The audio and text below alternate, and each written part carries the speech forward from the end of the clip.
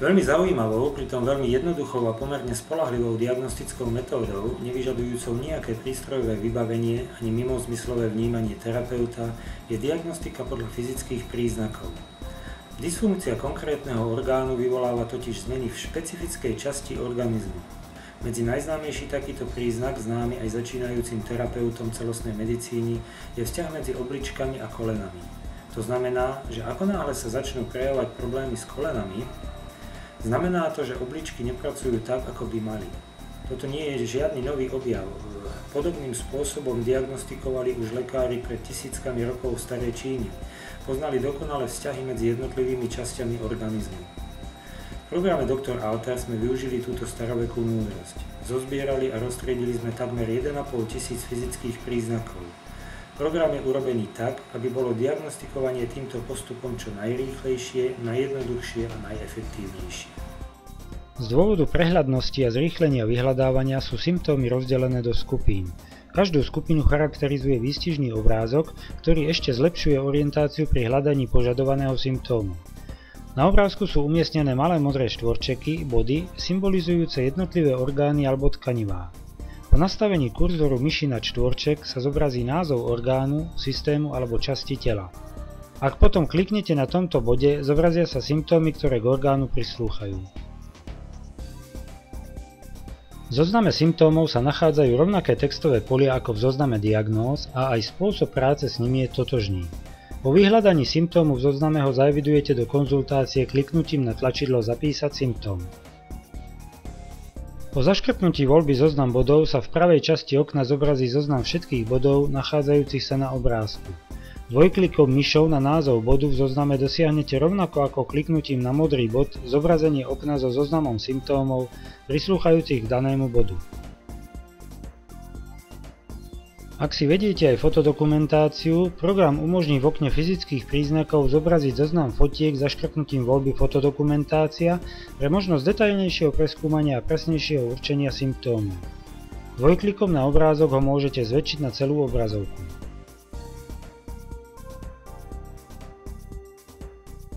Pokiaľ chcete zobraziť symptómy napríklad k hrubému črevu a nemáte na obrázku bod s týmto názvom, kliknutím na zozname Orgány, systémy, tkanivá a napísaním začiatku názvu orgánu nastaví program kurzor na hrubé črevo. S tlačením Enter sa zobrazia k nemu prislúchajúce symptómy.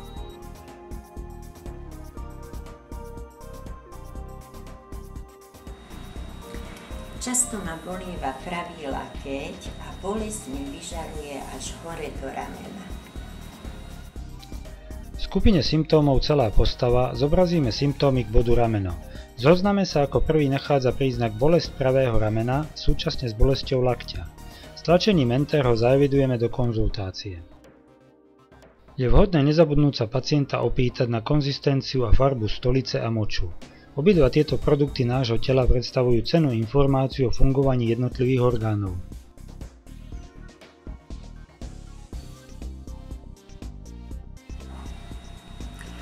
Minimálne raz do týždňa mávam pomerne silné migrenózne bolesti hlavy, hlavne na pravej strane a často až s takým pocitom na zvracanie. Otvoríme zoznam symptómov prislúchajúcich k hlave a zaevidujeme symptóm bolesť migrenózna na jednej strane hlavy. Podobným postupom zaeviduje terapeut všetky uvádzané symptómy. V nasledujúcej časti popíšeme jednotlivé skupiny fyzických symptómov s vysvetlením, ako s danou skupinou pracovať. Skupina reflexné zóny tela sa využíva väčšinou na evidovanie prejavov na pokožke tela, či už vo forme vyrážok, ekzémov alebo inej zmeny kvality kože. Pacientka sa sťažuje na suchú páliacu pokožku v oblasti krížovej chrbtice a hornej časti sedacieho svalstva. Pri evidencii symptómu si môže terapeut zapísať do pola poznámka pre tento prípad bližšiu špecifikáciu tohto príznaku.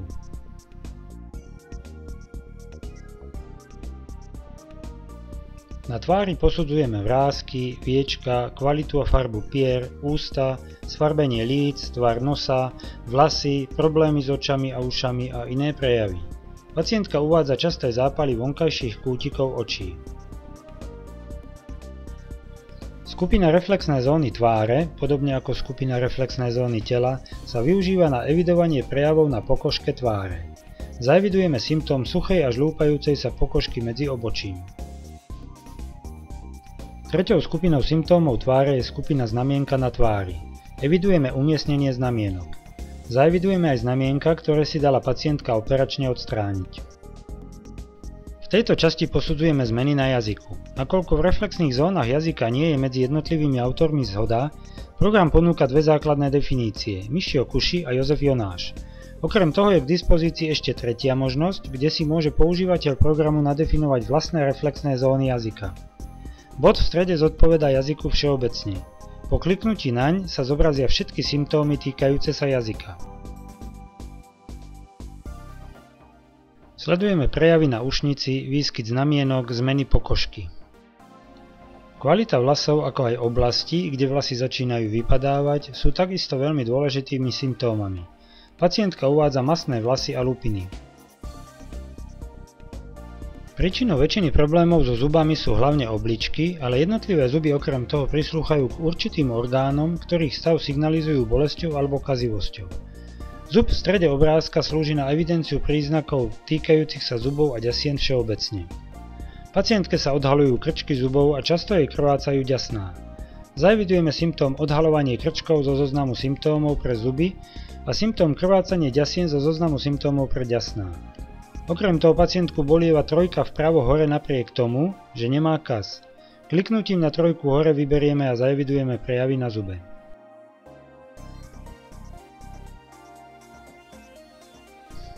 Z rúk vyčítame veľké množstvo informácií. Sústredíme sa na ohybnosť, prípadne opuch jednotlivých kĺbov a článkov prstov, stav pokožky dlaní a končekov prstov, zmeny tvaru a biele škvrny na nechtoch, veľkosť mesiačikov na nechtoch, prípadné zádery, dokonca môžeme vyhodnotiť aj čiaru života, intelektu a srdca. Určite ste si všimli, že ak sa vám robia biele škvrny na nechtoch, vždy sa objavujú na tých istých prstoch. Škvrna na nechte prostredníka signalizuje problém s iným orgánom, ako napríklad škvrna na nechte ukazováka. Evidujeme bielu škvrnu na prsteníku a opuchnutý a bolestivý druhý kĺb prostredníka. Okrem toho sa pacientka sťažuje na neustále vlhké dlane. Pri reflexných zónach rúk posudzujeme zvýšenú citlivosť jednotlivých zón na tlak. Tvar nechtov a ich kvalita je tiež bohatým zdrojom informácií o zdravotnom stave pacienta. Sledujeme priečné a pozdĺžne rýhy na nechtoch, rôzne zvlnenia a vypuklosť, lámavosť, zmenu farby nechtov a ďalšie prejavy. Zaevidujeme pozdĺžne rýhy na nechtoch a mäkké nechty. Na nohách sledujeme zmeny farby kože, bolestivosť alebo opuchy, či už istej oblasti nohy alebo prstov, zmeny na pokožke chodidla napríklad vo forme zhrubnutia alebo inej zmeny kvality. Pacientka uvádza mozol pri malíčku.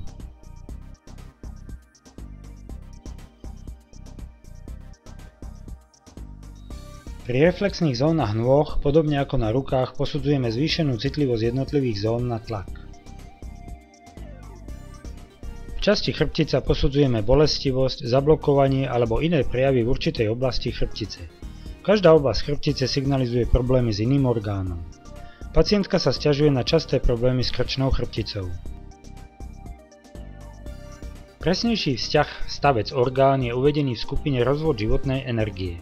Zjednodušene si môžeme predstaviť našu miechu ako energetický kanál, cez ktorý prúdi životná energia pre naše fyzické telo a prostredníctvom kanálov vychádzajúcich zo stavcov je rozvádzaná k jednotlivým orgánom. Nesprávnym myslením vytvárame energetické bloky v oblasti konkrétnych stavcov a tieto bloky potom obmedzujú prísun energie prislúchajúcim orgánom, ale aj k samotným stavcom a medzistavcovým platničkám. Pacientke bolo na denzitometrickom vyšetrení zistené výrazné postihnutie stavcov TH10 a TH11. Zaevidujeme tieto dva stavce. K jednotlivým krvným skupinám je uvedená charakteristika, odporúčaný životný štýl, nevhodné liečivé rastliny, ale najmä odporúčania k strave.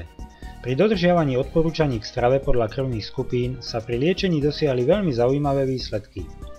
Pokiaľ sa teda rozhodneme odporučiť pacientke stravu podľa krvných skupín, zaevidujeme krvnú skupinu A. Nakoľko strava je hneď po spôsobe myslenia najdôležitejším faktorom ovplyvňujúcim fyzické zdravie, Umožňuje program určiť konštitučný typ človeka a odporučiť preň vhodné a nevhodné potraviny na základe skúseností tradičnej čínskej medicíny. Každý konštitučný typ je charakterizovaný istými črtami. Tie, ktoré pacientku vystihujú, zaškrtneme. Program zobrazuje súlad pacientky s jednotlivými typmi. Človek môže byť zmiešanou formou viacerých typov. Ako je vidieť, pacientka je zmiešanou formou suchého a studeného typu. Ak sa teda rozhodneme odporučiť pacientke stravu podľa kritérií tradičnej čínskej medicíny, pomocou tlačidla Zapísať do konzultácie konštitučný typ zaevidujeme. Rozdelenie potravín podľa tradičnej čínskej medicíny si môžeme zobraziť kliknutím na linku Druhy potravín podľa TČM. Ďalšou možnou typológiou je konštitučný typ podľa 5 elementov. Každý človek je kombináciou všetkých 5 elementov, drevo, oheň, zem, kov, voda. Niektorý však výrazne prevláda a podľa toho môžeme určiť aj telesnú a duševnú konštitúciu. Postup práce je rovnaký, ako bol opísaný v predchádzajúcom kroku. Do skupiny všeobecných symptómov sú zaradené tie príznaky, ktoré nie je možné priradiť k žiadnemu orgánu alebo systému. Evidujeme modriny, tvorba aj po slabom udretí a pocit chladu a vlhka. V tejto časti si všímame gestá klienta, ktoré nás na ňom hneď zaujali, ktoré z neho akoby vyčnievajú, sú pre neho charakteristické. Každé gesto signalizuje problémy s niektorým z orgánov. Všimli sme si, že pacientka si často šúcha končekmi prstov pery a neustále sa hrá s perom. Zaevidujeme tieto dve gestá.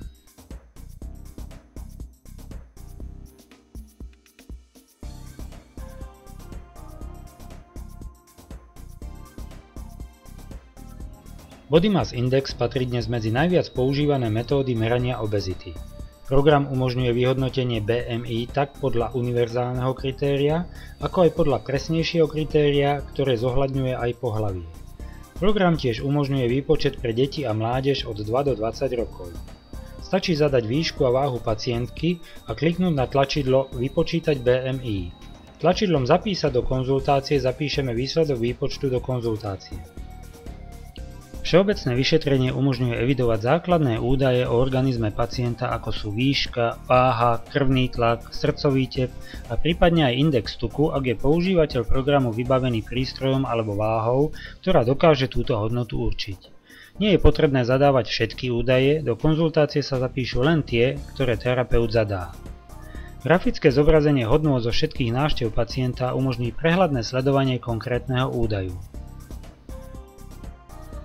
Na základe požiadaviek používateľov programu bola doplnená možnosť evidovať ľubovoľné ďalšie parametre organizmu podľa potreby terapeuta, ako napríklad obvod pása, pomer obvodu pása a bokov, hmotnosť svalstva, hmotnosť telesnej vody a podobne. Program umožňuje evidovať aj výsledky z biochemického laboratória ako fyzické symptómy, pričom sa do konzultácie zaevidujú aj príslušné príčiny zvýšených alebo znížených hodnôt a tým pádom sa aj zohľadnia v analýzach. Z hraničných hodnôt pre dané vyšetrenie zobrazí program presne tie, ktoré zodpovedajú pohlaviu a veku pacienta. Zistenú hodnotu z laboratória terapeut zapíše do pola Zistená hodnota, vyberie príslušné jednotky a kliknutím na tlačidlo Zapísať hodnotu do konzultácie ju zaeviduje. Rovnako ako pri všeobecných údajoch o organizme je k dispozícii grafické zobrazenie laboratórnych hodnôt zadaných pri predchádzajúcich návštevách pacienta. Terapeut takto pohodlne zistí, či sa sledované hodnoty zlepšujú alebo zhoršujú. K doterajším diagnostickým metódam bola doplnená diagnostika moču pomocou diagnostických prúžkov PHAN vyrábaných spoločnosťou Lachema Brno. Na základe informácií a podkladov priamo od výrobcu je v programe zahrnutý celý sortiment diagnostických prúžkov pozostávajúci zo 16 typov. Terapeut si vyberie typ prúžku, ktorý používa a na monitore sa mu zobrazí prúžok aj s farebnými vzorkami jednotlivých diagnostických zón. Kliknutím myšou na zodpovedajúcu vzorku podľa sfarbenia zóny na prúžku sa prefarbí zóna na zobrazenom prúžku a zobrazí sa zodpovedajúca hodnota. Pokiaľ je hraničná hodnota prekročená, zaškrtne sa aj voľba pre zápis do konzultácie. Niektoré vlastnosti moču alebo prítomné látky môžu ovplyvniť sfarbenie aj iných zón, čo sa nazýva interferencia. Na to program upozorní malým červeným výkričníkom pri zóne prúžku. Po nastavení kurzoru myši na tento výkričník sa zobrazí text upozorňujúci na možné interferencie.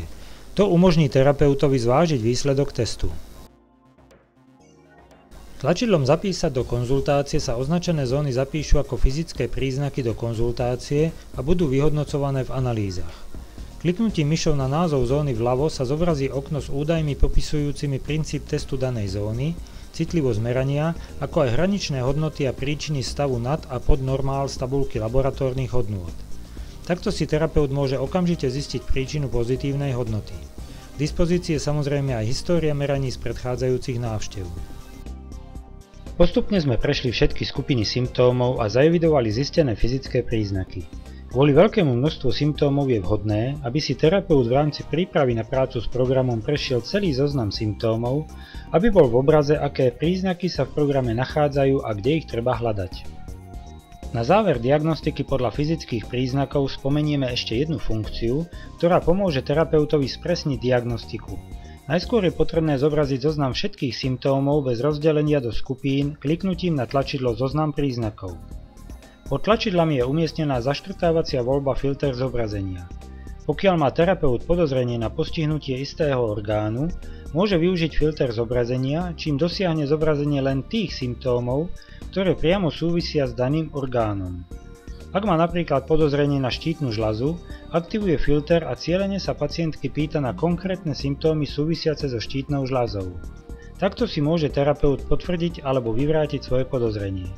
Pacienti totiž väčšinou niektorým zdravotným problémom neprikladajú žiadny význam a terapeutovi ich ani neuvedú. Preto je potrebné sa na ne priamo opýtať. Filter zobrazenia sa nachádza aj v zozname diagnóz a psychických príznakov, vo fyzických príznakoch je však jeho využitie asi najčastejšie. Rovnako ako k diagnózam, tak aj k fyzickým príznakom je od verzie 7 možné priradiť jeden alebo niekoľko obrázkov. Obrázok často jednoznačnejšie špecifikuje daný symptóm ako jeho textový popis. Vďaka tomu sa pohľadová diagnostika stane presnejšou. Ak je obrázkov viac ako jeden, môžete ich postupne zobrazovať tlačidlami so šípkou doľava alebo doprava, prípadne šípkami na klávesnici. Kliknutím myšou na obrázok alebo na tlačidlo plus sa panel s obrázkom zväčší a zobrazí sa aj popis obrázka a tlačidla pre pridanie a vymazanie obrázkov. Zmenšenie panelu s obrázkom dosiahnete opätovným kliknutím na obrázok alebo tlačidlo mínus.